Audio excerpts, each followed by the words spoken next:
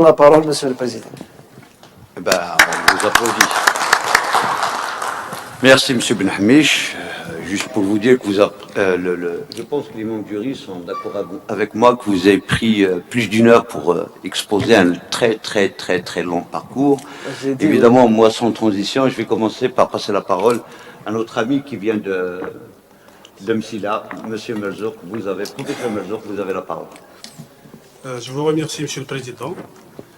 Donc, avant de commencer d'évaluer ce dossier d'habilitation de M. Benhamish, ça sera toujours un grand plaisir de venir ici à Bijaya, l'université qui m'a formé, là où j'ai passé toutes mes études ici. Avant de parler du parcours de M. Benhamish, qui était très, très riche, je tiens à remercier M. Benhamish déjà pour sa proposition pour être parmi les jurys d'habilitation, ainsi que le comité du conseil scientifique de la faculté SNV pour avoir validé ce jury. Donc, ce sera toujours d'être parmi vous ici. Pour commencer, donc, je tiens à féliciter et à remercier M. Benhamish pour son exposé, qui était très clair, bien détaillé, malgré le temps qu'il a pris. Donc, je sais que c'est difficile de résumer toute cette carrière, cette riche carrière, bien sûr, pédagogique et scientifique. Donc, sans trop tarder, je commence par le parcours scientifique. Donc, vous avez une très bonne expérience scientifique. Depuis l'ingénierat, le magistère et le doctorat, donc vous travaillez toujours sur les thématiques hydrauliques. Vous êtes de spécialité hydraulique, bien sûr, avec des mentions toujours très honorables. Félicitations du jury. La qualité et l'originalité des travaux réalisés. Donc, les travaux de M. Benhamish auxquels s'est intéressé concernent toujours la thématique environnement, ressources en eau, l'hydrochimie, les statistiques, l'hydrologie, l'hydrogéologie. Malgré toutes les difficultés rencontrées pour publier, pour avoir de bons résultats dans ces thématiques, vous avez su comment trouver les failles ou bien les niches où vous pouvez, c'est-à-dire traiter quelques aspects pour avoir des publications et des résultats intéressants. Donc vous avez traité la modélisation géochimique, les statistiques multidimensionnelles, multivariées, donc ça, et la cartographie surtout, sur un grand bassin, donc de la Somalie.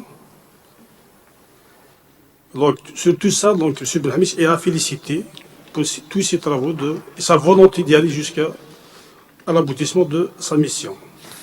Il nous propose des perspectives très très intéressantes et très riches, donc une dizaine de sujets pour les doctorants et le futur master, bien sûr. Donc ici, juste un petit débat. Donc ici, aujourd'hui, nous sommes ici pour ne pas juger vos résultats. Ça, on a fait déjà dans votre doctorat en 2015. Ouais. Donc aujourd'hui, c'est l'habilitation, comme ce nom l'indique, l'habilitation à diriger la recherche, bien sûr. Vu votre parcours très riche sur le long cadre de l'étude, donc normalement, il n'y a pas de problème. C'est juste, j'ai vu et j'ai constaté dans la majorité des PFE encadrés, j'ai vu la contribution A. J'aimerais bien, c'est-à-dire, qu'est-ce que vous avez apporté, contribué, votre contribution, par exemple, à l'échelle du bassin de la Somalie. Vos résultats, est-ce qu'ils sont utilisables directement par le gestionnaire ou bien l'ingénieur des différents organismes hydrauliques et tout? Bon, certains... Rapidement. Oui, certains, ils peuvent être utilisables tel quel, mais pas tout. Vous savez, le mémoire de master ou le mémoire d'ingénieur, c'est juste 2 mois, 3 mois. Ce n'est pas... c'est-à-dire, pour avoir des résultats fiables, il faut vraiment passer du temps dessus. C'est-à-dire, c'est pas en l'espace d'un mémoire qu'on peut fournir des résultats. Mais si vous voulez, l'étudiant, pour nous, c'est la cheville ouvrière. C'est-à-dire, au cours des années, quand on traite le sujet plusieurs années, on arrive de compiler un certain nombre de résultats, bien sûr, qui peuvent être exploitables. Voilà.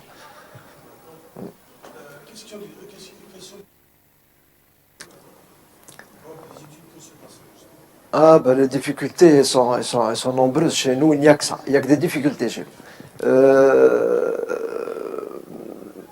D'abord, oui, d'abord l'aspect donné, effectivement, c'est très difficile, c'était difficile d'avoir ça. Bon, j'ai eu la chance, et je l'ai dit, d'être passé par un organisme qui détient ça J'ai souvent des facilités pour avoir des données, mais ce n'est pas évident. Quand on envoie un étudiant pour chercher une donnée, on leur envoie à la porte. Hein.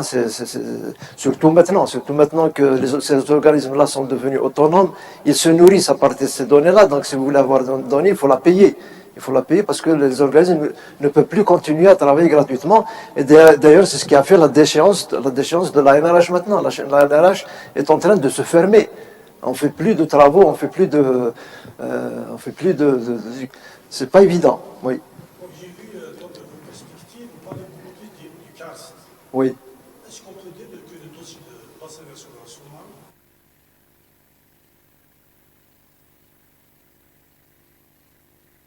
vous avez abandonné un petit peu le bassin. Vous êtes intéressé sur l'étude Non, ce n'est pas. climatique qui suit. Ouais. Non, ce n'est pas un abandon. C'est juste, si vous voulez, un aspect complémentaire, parce que là, au vu du manque d'eau, et au fur et à mesure qu'on avance dans le temps, ce manque-là va s'accentuer. Il faut rechercher de nouvelles ressources. Il faut prospecter de nouvelles ressources. Bon, actuellement, elles sont nombreuses, ces ressources-là, surtout ces ressources karstiques, mais elles sont très mal connues. Chez nous, oui.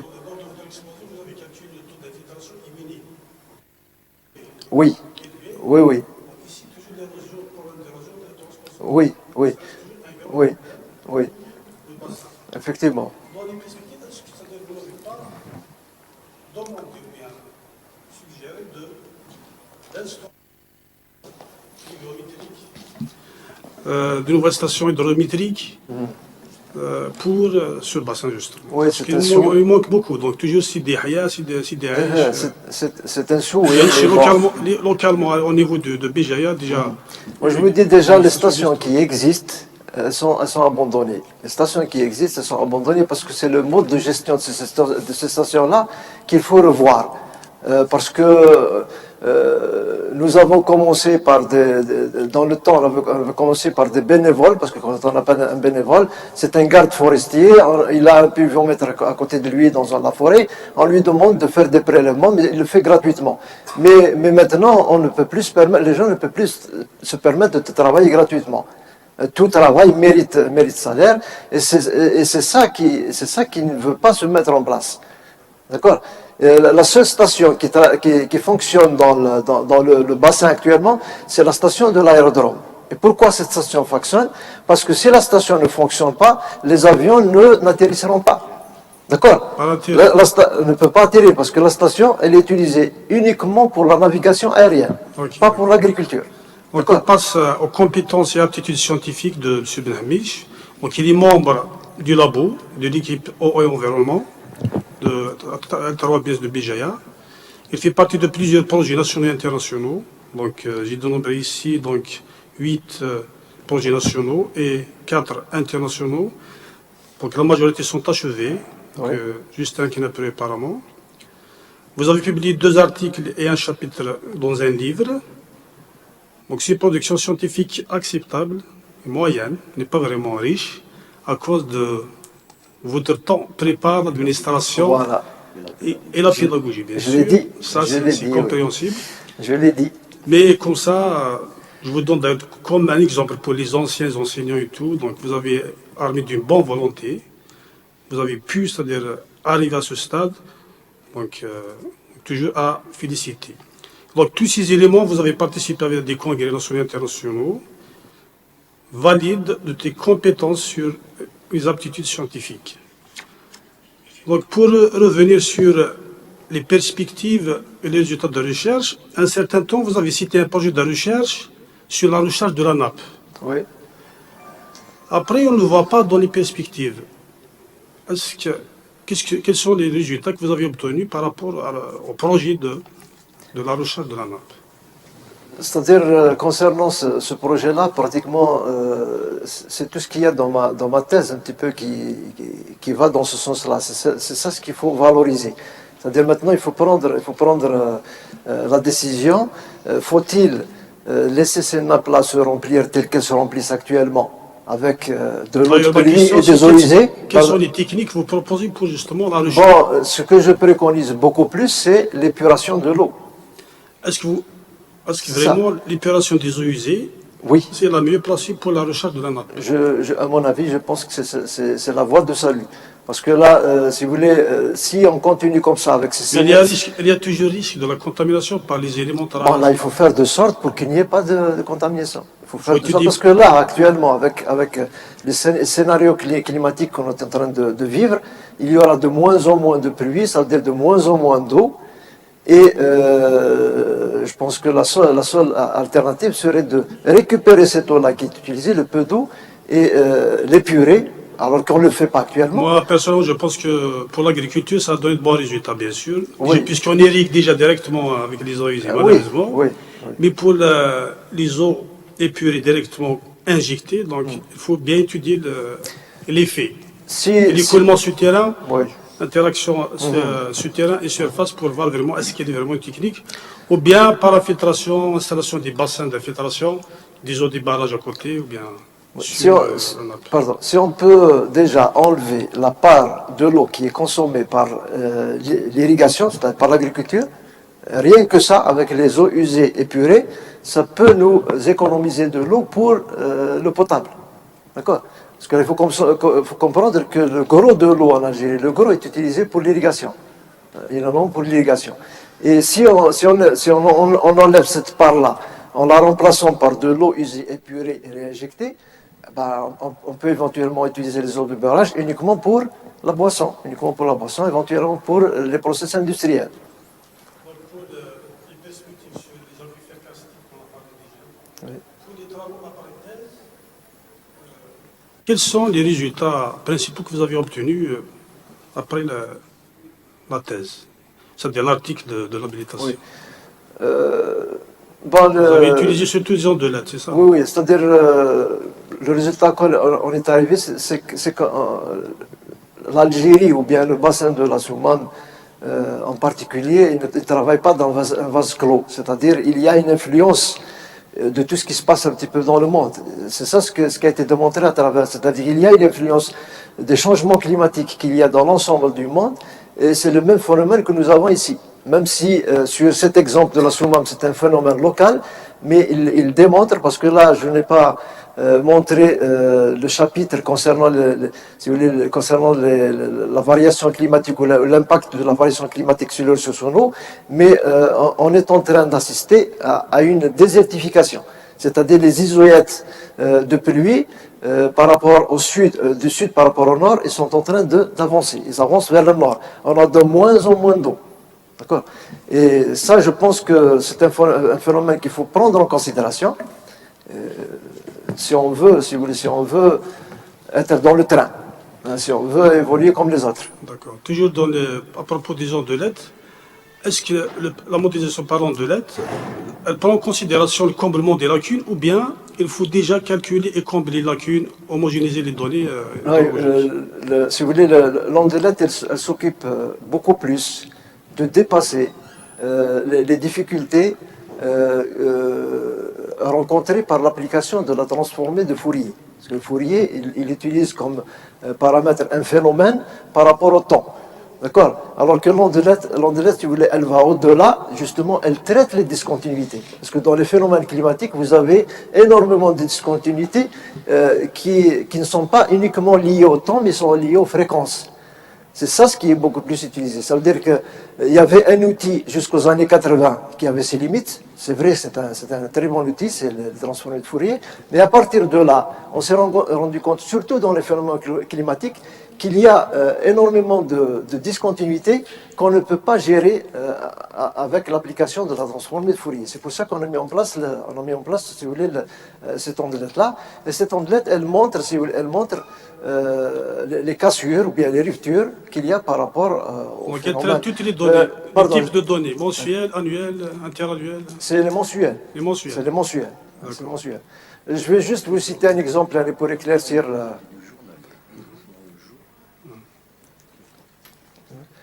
Juste un exemple pour éclaircir un petit peu, si vous voulez, ce phénomène-là. Ça se passe de la même façon quand vous prenez un électrocardiogramme d'une personne saine, vous la superposez sur un électrocardiogramme d'une personne malade. L'électrocardiogramme, c'est des fréquences, les fréquences du battement du cœur, c'est ça. La personne malade, on se rend compte qu'elle n'a pas les mêmes fréquences, que la personne saine. Et ça, on ne peut le déceler qu'en utilisant les fréquences. Hein. Si on utilise le temps, on ne verra rien du tout. D'accord? Avec le temps, on ne voit rien. Mais quand il s'agit d'étudier les fréquences, on se rend compte que l'électrogramme n'évolue pas de la même façon. Voilà ce qu'apporte de mieux ce travail. Donc passons au parcours pédagogique. Donc les activités d'enseignement sont très très riches. Vous avez assuré plus d'une quinzaine de matières, Oui. parce que la totalité, ou bien la majorité des matières de la faculté, soit TD, cours et TP. Donc une activité d'enseignement plus que notable. L'encadrement pédagogique. Donc vous avez cité dans votre exposé plus de 23 DUA, plus de 19 ingénieurs, plus de 27 masters.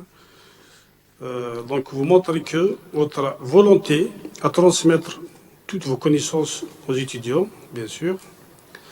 Pour les ouvrages pédagogiques, ma question, que vous avez présenté ici pour le dossier d'habilitation, un polycopie de cours. Oui. Je trouve très, très intéressant pour le niveau L3. Moi, j'ai aimé que je trouve ici un autre ouvrage, deux, trois ouvrages, avec votre riche carrière et tout. Mais toujours, entre parenthèses, votre temps est pris par l'administration. Et le moment peut-être de rédiger, donc si c'est la thèse, donc vous pouvez... Non, je pense que maintenant, je vais m'y consacrer. Ah oui? Oui. D'accord, bon Je vais courage. m'y consacrer.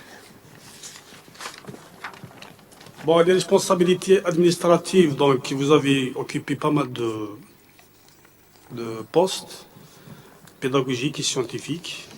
Et surtout vice-doyen chargé de la pédagogie, relation avec les étudiants, c'est la mission la plus délicate pour un responsable. Vous êtes en relation directe avec les étudiants et pendant 5 ans avec l'ancien doyen, monsieur professeur Chibel. Ouais. Donc une riche expérience. Donc à mon avis, avec toutes ces activités pédagogiques et scientifiques, vous développerez encore des recherches, des actes de recherche pertinents et d'actualité. Les activités d'enseignement et d'encadrement très riches, donc, au vu de ces éléments.